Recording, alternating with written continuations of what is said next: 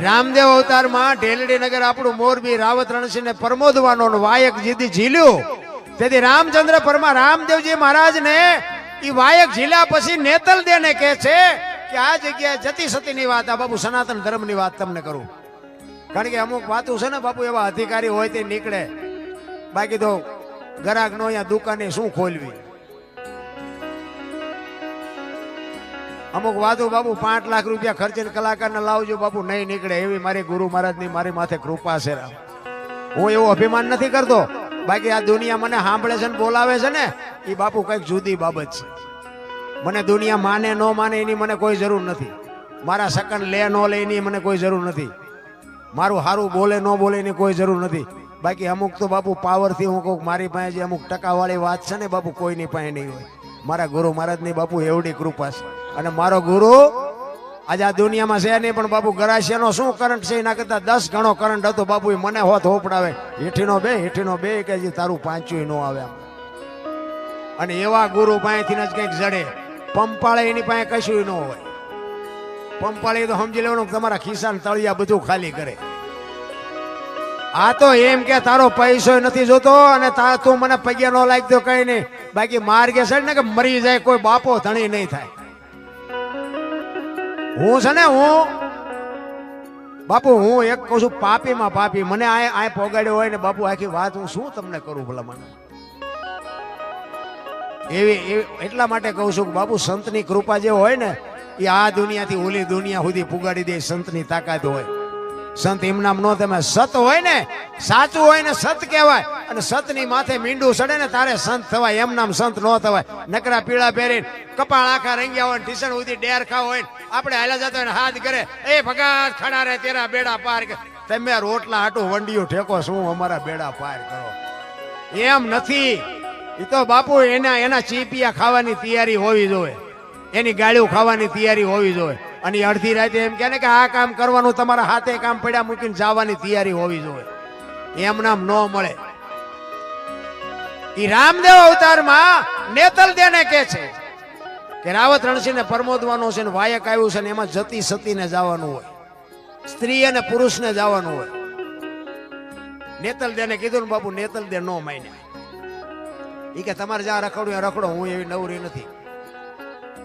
રામદેવજી બાપા કે હવે આને કઈ ભાષામાં મારે સમજાવું? હજી નથી. આ 5-4 યુગ ગયા ભેગી છે તો હજી આંખ નથી ઉગડતી.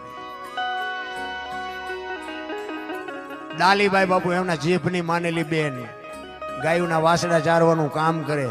રામદેવજી બાપા હવારમાં દાંતણ કરતા હોય અને ડાલીબાઈ વાસડા લઈને નીકળે અને ભાઈને જય માતાજી કરીને વહી જાય. એ રામદેવજી દાંતણ કરતા હતા અને બાપુ વાસડા લઈને નીકળી. એ કે ભાઈ જય માતાજી. રામદેવજી બાપાએ કીધું કે જય માતાજી. ડાલીબાઈ કીધું કે ભાઈ તમારા મોઢા ઉપર કઈક ચિંતા હોય એવું લાગે છે. કે ના ના એવું નથી. કે ના તમે સાચું ન કહો, તમારી બેન ડાલીના સોગન છે. શું છે? એટલે એ કે રાવત રણસિંહ ને ઢેલડી નગર પ્રમોદવાનો છે. અહીંયા જતી સતીને જો વાત ઉપર ધ્યાન આપજો. જતી સતીને કીધું ને એમાં બાપુ ડાલીબાઈ નું કામ થઈ ગયું. જો પતિ પત્નીને જવાનું હોય એમ કીધું હોત તો ડાલીબાઈ રહી જાય.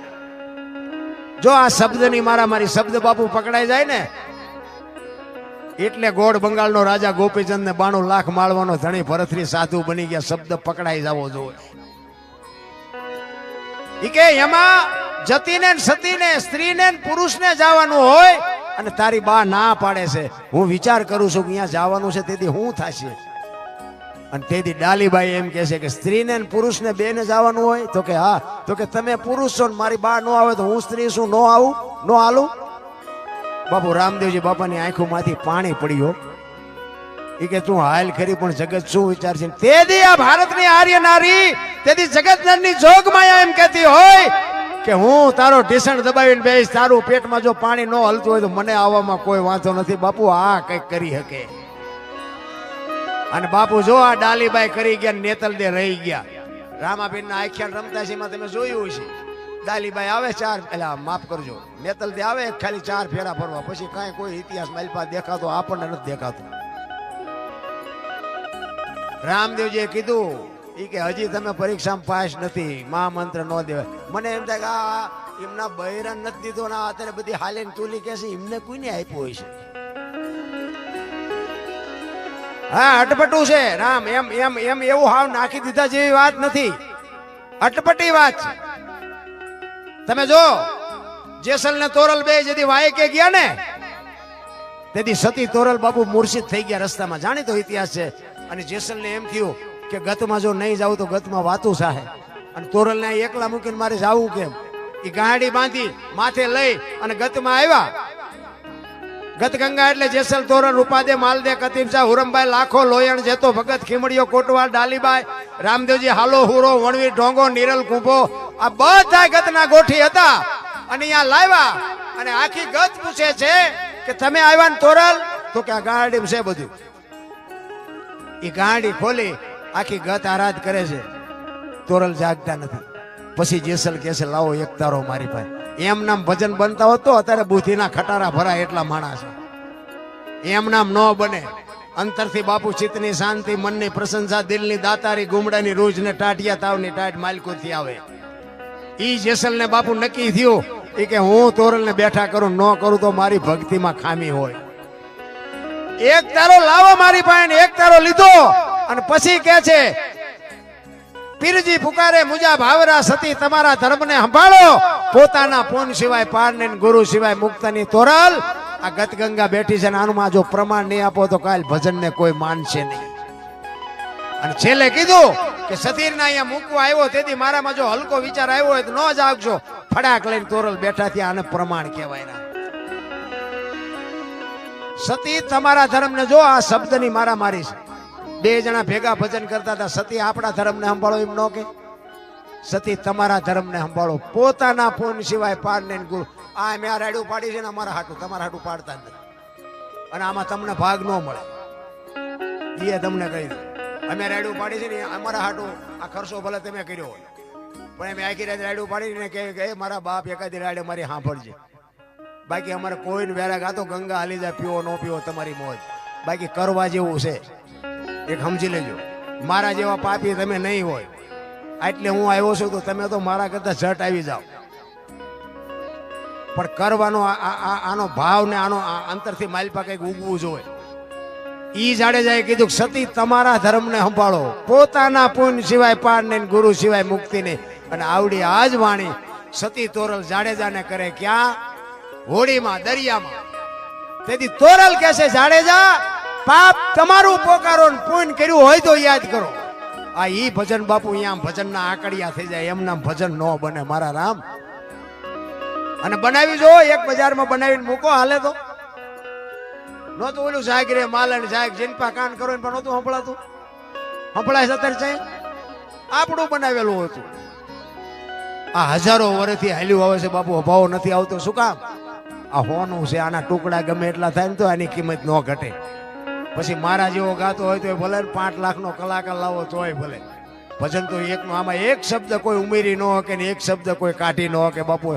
તમે વિચાર તો કરો, તેથી આ ભણતર નહોતું, આધુનિકતા નહોતી, આટલું વિજ્ઞાન નહોતું.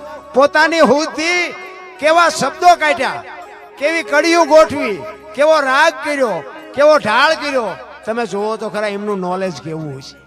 અને એને બાપુ એના ગાયેલા એને કરેલા ભજનના આપણે આ મજા લૂંટીએ છીએ. એને પોતે કર્યા એને કેવી મજા લૂંટી છે તમે જોવો તો ખરા ભલા. એટલે હમણાં ભાઈ વાણી કરીને આત્માને ઓળખ્યા વિના બાપુ મીરાબાઈ કીધું આત્માને ઓળખી લેજો. અને એ ઓળખ એમ નામ ન ઓળખાય. એ તો મને ઓળખી શકો તમે, ખમેણાનો દરબાર છે. આત્મા ન ઓળખાય.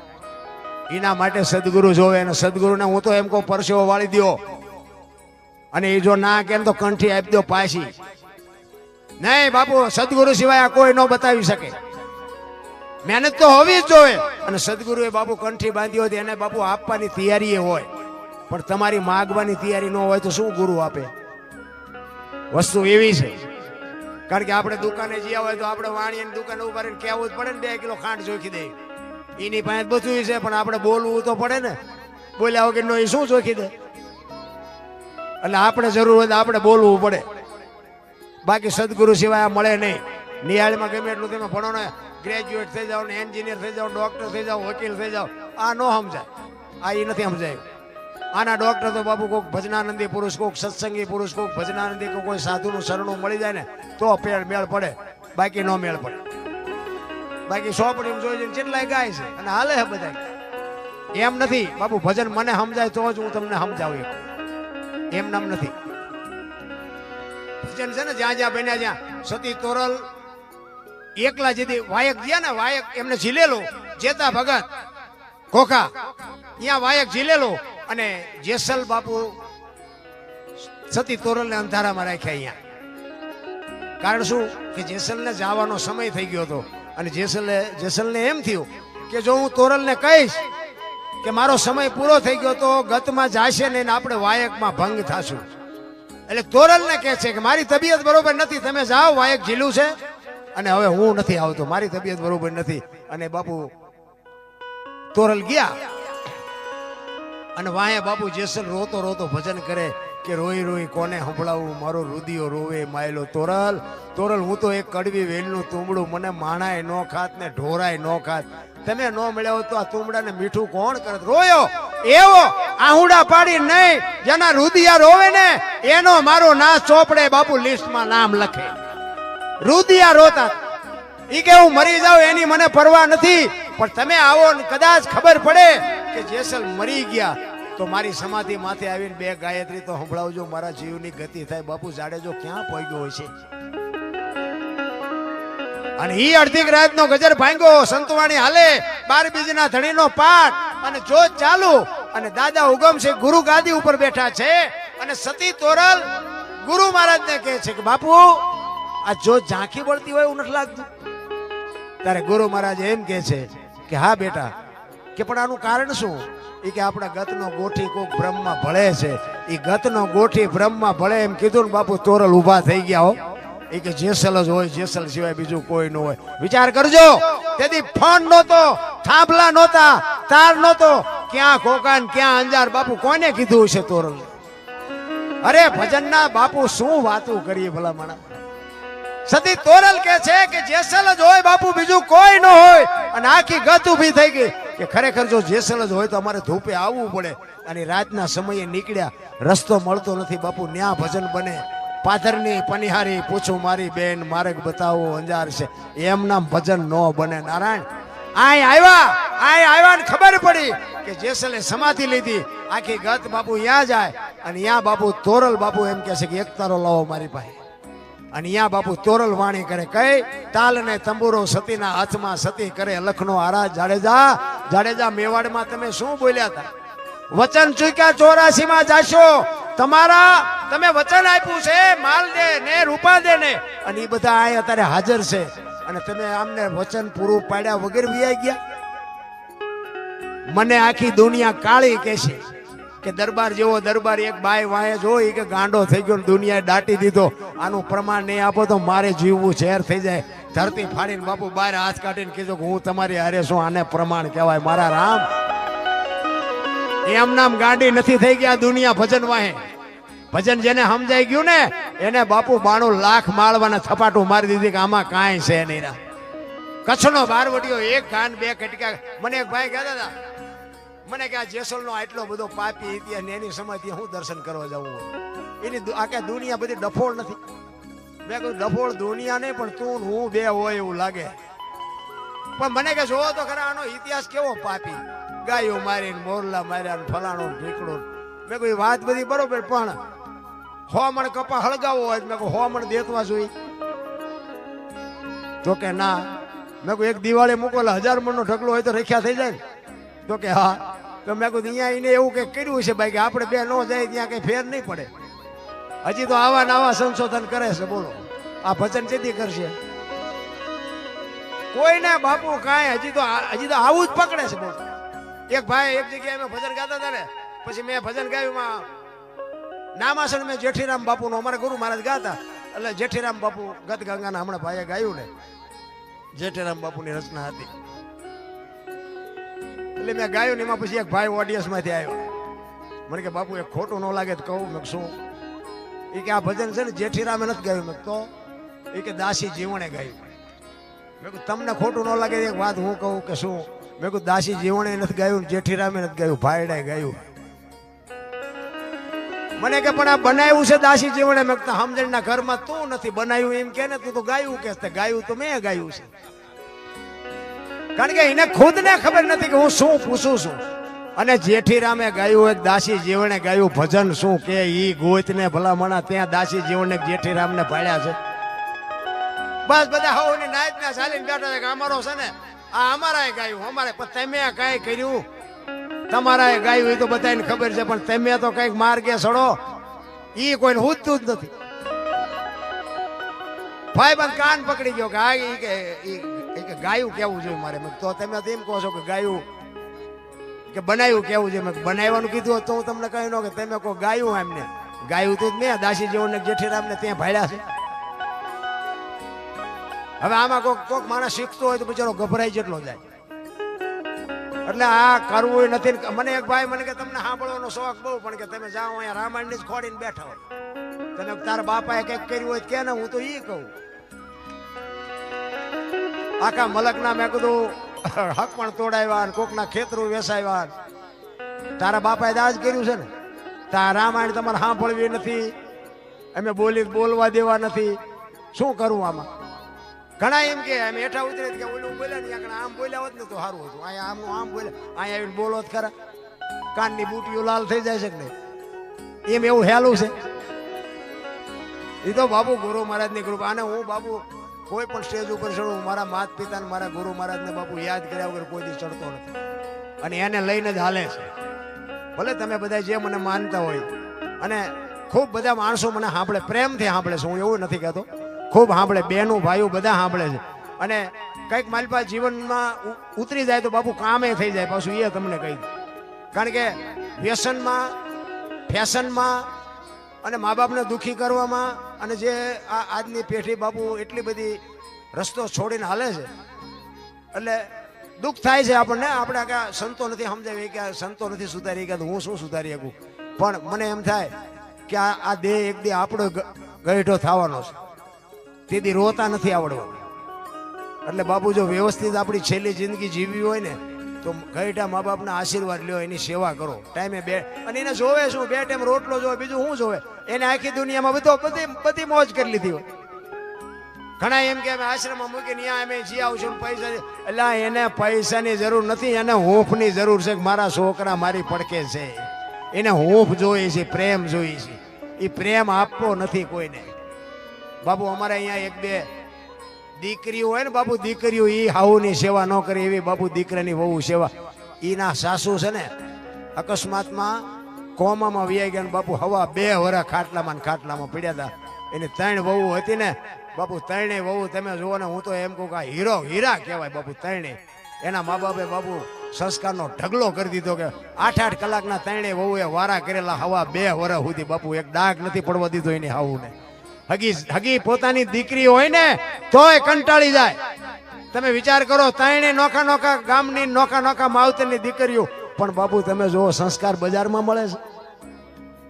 અમારે દાખલા દેવા પડે છે. આવું જોયું હોય ને તમારે દાખલા દેવા. પણ બાપુ એના સંતાનો એ તો વ્યા ગયા એના માર્ગે, પણ એના સંતાનો બાપુ આ જોવો ને લાખો રૂપિયાની કમાણી કરે છે બાપુ. એ ડોશીના આશીર્વાદ બાપુ એમને ફળી ગયા. રામ એમ કરવું, વાવવું પડે, વાવ્યા વગર ન ઉગે.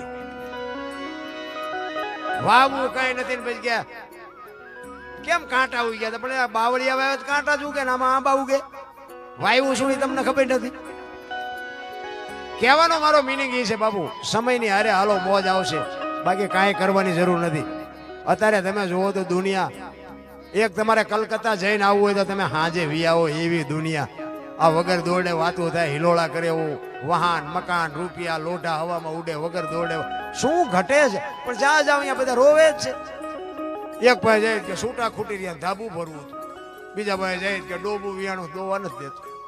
બીજા ભાઈ જાય કે છોકરાને બહુ વેવાઈ ચડી ગયા મોકલતા નથી.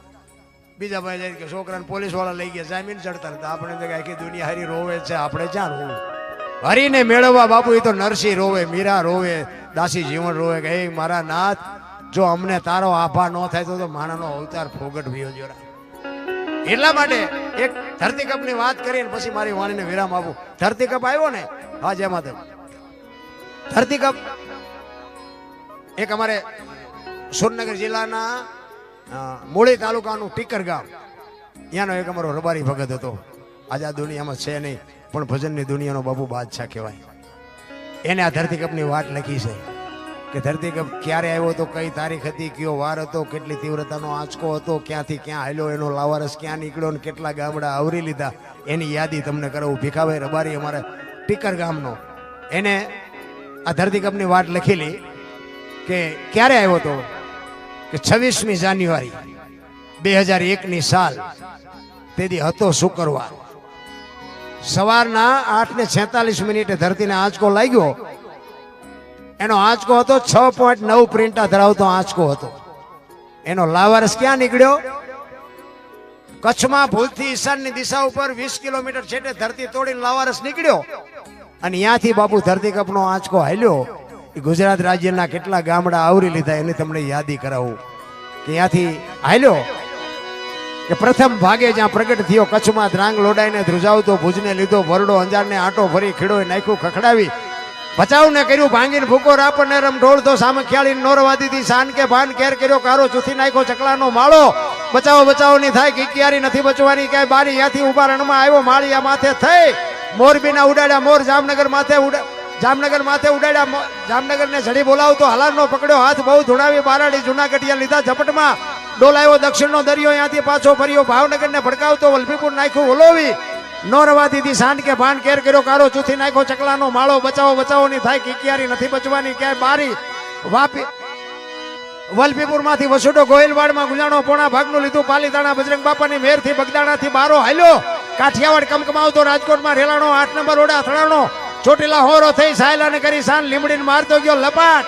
ધોળકા ધંધુકા ધ્રુજાવતો, ભરૂચના ઉડાડ્યા ભમરા, સુરતને કરી શાન, વાપીને નોરવાદી શાન કે ભાન કેર કર્યો, કારો ચૂથી નાખ્યો ચકલાનો માળો, બચાવો બચાવો ની થાય કિકિયારી નથી બચવાની ક્યાંય બારી, વાપી માંથી વસુડો અમેરિકા જતા હળાથી પાછો પરવડ્યો, પાકિસ્તાનમાં કરાચીના ઉડાડ્યા કાગડા, દિવાડાની ડોલાવતો વળતો વળ્યો, અડધું લીધો અમદાવાદ, સાણંદ સોસરો થઈ લખતરને લગ પગાવતો, વઢવાડના પાડ્યા વાટ, જોર કરી જોરાવનગર માથે મનાણો, રતનપરને રમઢોળતો, સુરનગરને નોરવાદી શાન કે ભાન, દુધરેના દેવળે દેખાણો, ઝાલાવાડ માથે ઝકડ બોલાવતો, ધાંગધ્રાને ધ્રુજાવતો, હળવદ નાખ્યું હલબલાવી, રણની ટિકિટને ટાળતો, સરા સોસરો થઈ દુધેના દેવળે દર્શન કરતો, ખાંડડીને ખકડાવતો, મૂળીમાં જે મલકાણો ત્યાંથી વળતો વળ્યો આવ્યો મારા ટીકર ગામમાં, આવીને કર્યું ટીખળ ગામડે ગામડે ભૂકંપ તારા ભણકારા, ભણે ભીખોર બારી, આવું કેમ કર્યું કીર્તર, આવો બાપુ ધરતીકપ આવ્યો ને. હવારમાં તમે જોવો તો ગાયો ને રજકોટ સહાટીયાની બાપુ પથારીઓ કઈ નાખી છાપે, આપણને એમ થાય આહા, મને એમ થાય 100 મહિને ચારેક આંટો મારતો રહે બધા હેમ્પીન રે. અરે હા નહોતો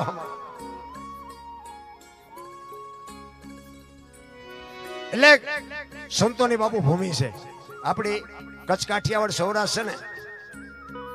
કાયા જેની કોબડી પડસન જના પ્રાણ, સંતને સુરા નીપજાવતી હુરઠ રતનની ખાણ.